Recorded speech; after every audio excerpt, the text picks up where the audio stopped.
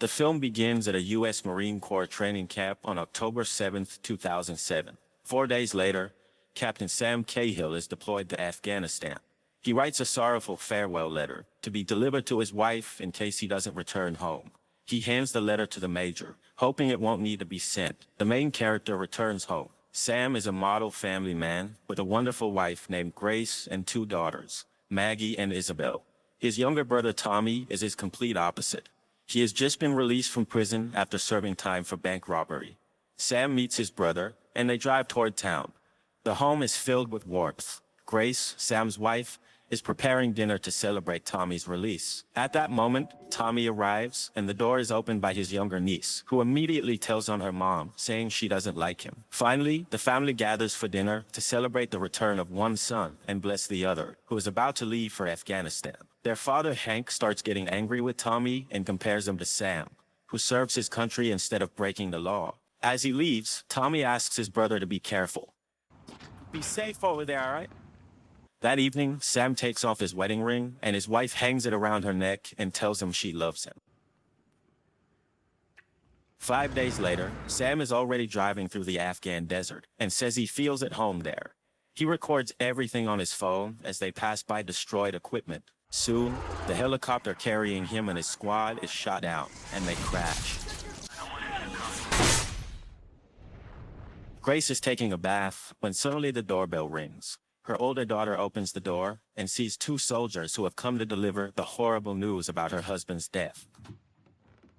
What's wrong? Grace can't accept it. She re-watches old videos of her husband and keeps dialing Sam's phone number. That night, a drunk Tommy arrives at the house to return a car. He's surprised Grace is so upset over a broken headlight. Then, in tears, she tells Tommy what happened to his brother. He is the last one to learn of the tragedy, as no one could reach him all day. He starts yelling at her, saying they never should have let Sam go to Afghanistan. Tommy returns to his parents' house and sits on the porch where his stepmother meets him and invites him inside. But he says he wants to be alone. Grace gets the girls ready for the funeral, but the daughters refuse to wear black dresses. At the funeral, the widow receives that same farewell letter. After the ceremony, Hank has been drinking, and Tommy tries to take the keys so his father won't drive drunk. Hank again reproaches his youngest and compares him to his older brother. But Tommy also has something to say to the old man. He wasn't a great father or husband, and he fills Sam's head with military nonsense. Eventually, Hank walks home. Grace is afraid to open the letter and puts it away. We are taken back to Afghanistan. The Taliban are escorting two soldiers. Turns out Sam and another soldier, Private Joe, survived. The Taliban captured them and threw them into a zindan, an underground prison. Sam tells the private not to say anything to the Taliban. He must remain silent. A drunk Tommy calls Grace at 3 a.m. and asks for help with money. He's $47 short to settle his tab with a bartender, who now threatens to report him for breaking parole rules. The woman had to bail out her wayward relative in the middle of the night and bring him home. He wakes up to the clatter of kitchen utensils. The girls decided to make pancakes to cheer up their mom, who is very sad about their father's death.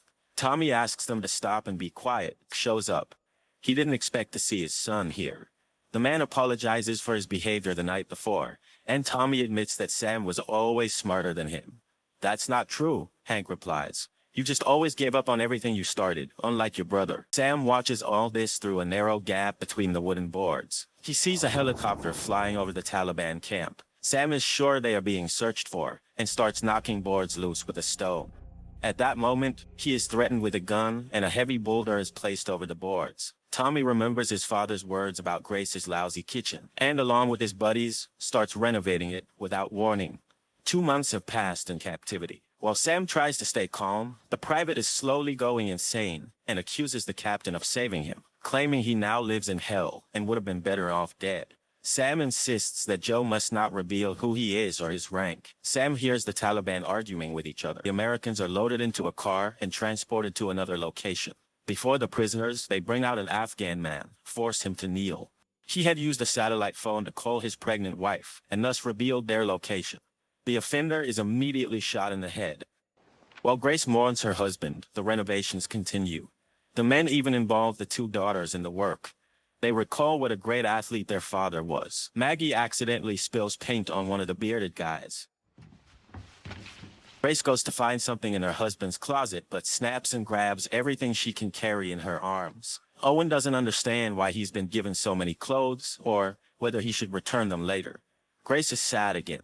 Sam is tied to a post under the open sky. He is doused with water and asked if he wants to help his friend. Right in front of him, Joe is tortured with a hot iron.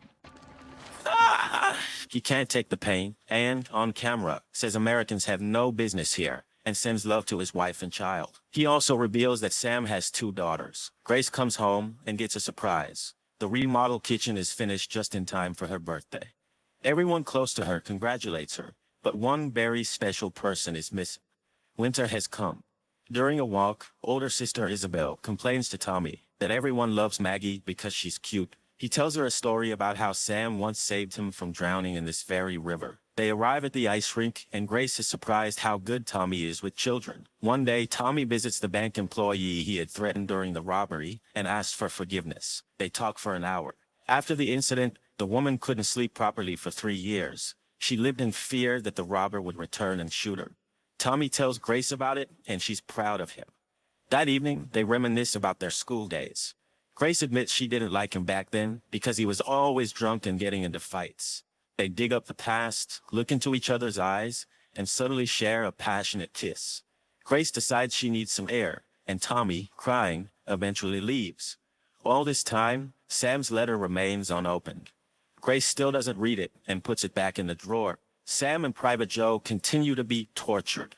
One day, Sam is handed an iron pipe and ordered to kill his comrade. Since Joe has already revealed everything, he's become a burden to the Taliban. Sam initially throws the pipe away, but they point a gun at him and say, "It's either you or him." They mention Sam's family and say if he doesn't kill Joe, they will. To the shouts of the Afghans, Sam beats the tortured Joe to death with the pipe. The execution is filmed. Tommy visits Grace's house again, under the pretense of installing decorative panels. Grace is a little unsettled after the previous evening. He says he'd be happy to see the girls from time to time. Grace replies that they are all glad to see him. Later, Hank arrives. He's surprised that his son has become such a handyman. The Taliban camp is attacked by American forces. One of the leaders tries to kill Sam, but misses. He is then shot and falls into a ravine.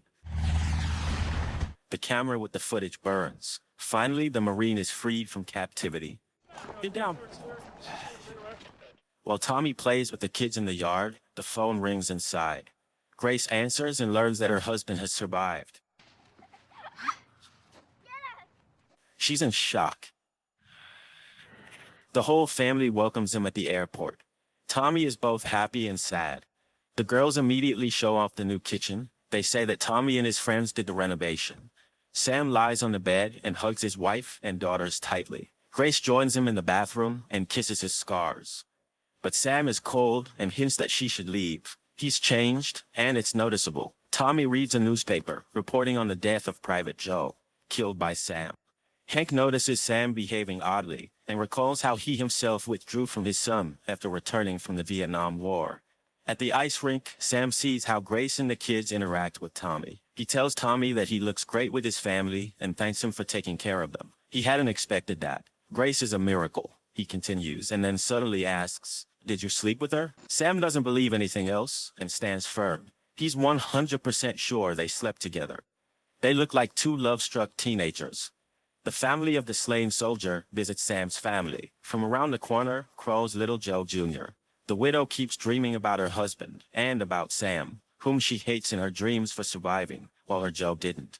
She came to apologize. The widow asks Sam if he saw how her husband died. Sam lies and says he didn't see it and doesn't know anything about his death. Sam still has to spend some time with his family. During dinner, the girls talk nonsense and joke around. Sam loses it and yells at his daughters, saying their jokes aren't funny. Why are they laughing? Grace tries to calm her husband, but he just walks away from the table. Isabel asks when Uncle Tommy is coming back. Clearly, something is wrong with Dad. Grace wants her husband to talk to her about what happened in Afghanistan.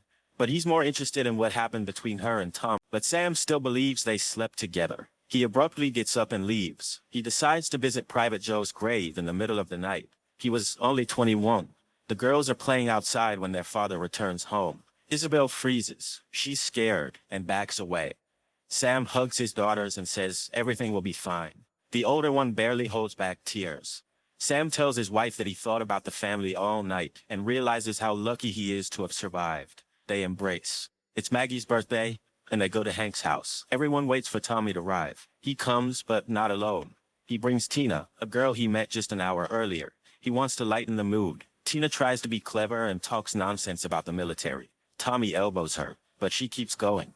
Sam tenses up. The girls get rowdy. Sam keeps scolding Isabel. The girl says everyone loves her sister more, and she always gets the best. Isabel keeps squeaking a balloon to interrupt the adults and get attention again. Isabel. Finally, Sam snaps and pops the balloon. The daughter blurts out, "Why didn't you stay dead? You're mad because Mom wants to sleep with Uncle Tommy and not with you. They're always making love." A heavy silence falls. Sam is shocked. They ride home in silence. Before bed, Isabel apologizes to her mom. She knows it's not true. She just doesn't like her dad and wants Uncle Tommy instead. "Me too," says Maggie. Sam sits in the living room and asks his wife if the kids said their prayers before bed. Then he gets up and starts destroying the new kitchen with a crowbar. He shouts that he survived for his family, but they betrayed him. Sam doesn't understand how she could sleep with his own brother. Sam, in a fit, hits himself in the head and continues smashing the kitchen. At that moment, Tommy walks in and hugs his brother, but Sam pulls out a gun and points it at his head. Police sirens wail outside. Sam steps out with the pistol in hand. He's ordered to drop the weapon, but he yells, asking why they're even here. The cops say they know he's a war hero. "What kind of hero am I?" Sam shouts. "You don't know what I did."